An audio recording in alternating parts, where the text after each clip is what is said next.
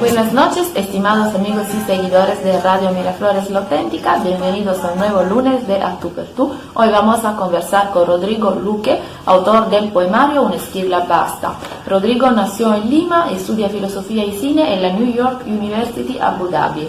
Ha trabajado como asistente de investigación para profesores de filosofía y ha dirigido 2 cortometrajes para festivales de cine. Bienvenido, Rodrigo. Cuéntanos, Rodrigo, este es tu primer poemario, decidiste publicarlo en el Perú, aunque tú te encuentras ahora residiendo en España. ¿Por qué decidiste publicar en tu país? ¿Podrías decir que estos meses de cuarentena te han ayudado en el proceso de escritura? Hola. Bueno, la primera razón por la que hemos publicado el poemario en Lima es porque, por más que yo no esté ahí en ese momento ahora, el plan original era que yo esté en Perú y poder presentar el poemario en la Feria del Libro, además, y hacer alguna conferencia de manera presencial, como se suele hacer en estos casos. Pero sumado a esto también, incluso si no hubiese sido el plan inicial que yo estuviese en Lima, igual me hubiera gustado publicarlo primero ahí, en Perú, porque me parece que las raíces son muy importantes y que, por más que no sea totalmente visible, en la poesía se ve y se siente los rasgos de aquel lugar donde uno ha nacido y crecido y de los poetas que uno ha leído en ese lugar. Entonces, por eso a mí me gustaría, igual para proyectos futuros, publicar ahí, en Perú.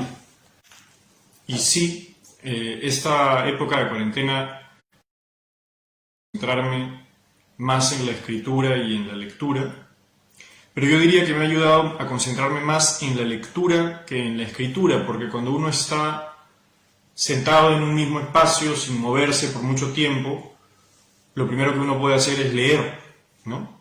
Mientras que para escribir a veces se necesita un poco más que el tiempo libre así puro.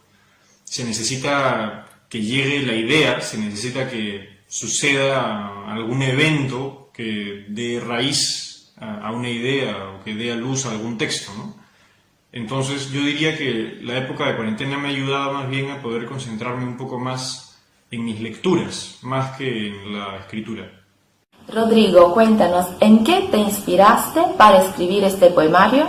Bueno, la inspiración de este poemario nace en un principio del encuentro con la muerte de un ser querido, ¿no? Después del fallecimiento de mi madre, empiezan a salir muchos poemas de manera muy espontánea y empiezo a expresarme de manera casi permanente en los días y semanas y meses posteriores a través de versos. Entonces esa es la inspiración original, pero luego se convierte en algo un poco más abstracto porque comienzo a seguir con esa vía de la escritura de los poemas y lo utilizo también para confrontar al tema de la muerte en general, en más amplitud, digamos. Rodrigo, ¿qué representa la poesía para ti? Bueno, yo pongo una cita en uno de los poemas que dice: la rosa es una rosa, el poema es un poema, que es casi como un proverbio que cuando lo leí me pareció muy inteligente porque nos explica que no podemos definir verbalmente de una manera lógica y sensata lo que representa la poesía, porque cada vez que tratamos de definirla se nos escapa y se develan nuevas maneras de poetizar o de hacer texto. Pero ya tomando con la conciencia de que es muy difícil o imposible expresar exactamente qué es, yo diría que para mí la poesía representa la capacidad de acceder a la realidad que veo y que experimento, pero sin las limitaciones de un lenguaje totalmente lógico y secuencial, sino más bien con una libertad mayor. ¿A quiénes consideras tus referentes poéticos?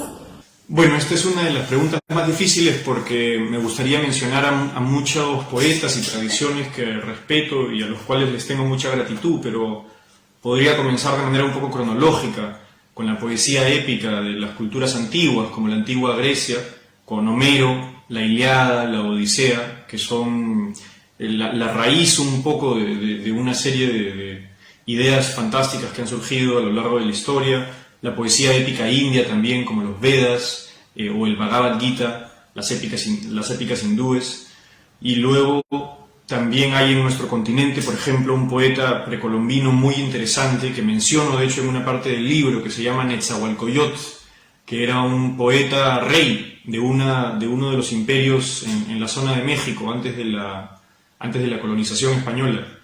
Y por ahí comienzo con lo antiguo. Luego, para pasar a la época más moderna, ya le tengo muchísimo aprecio a Rainer Maria Rilke por su fe en la poesía como una ventana para la elevación del individuo, a Fernando Pessoa también por su capacidad de innovar de una manera totalmente única con las fuerzas del caos que hay en la vida.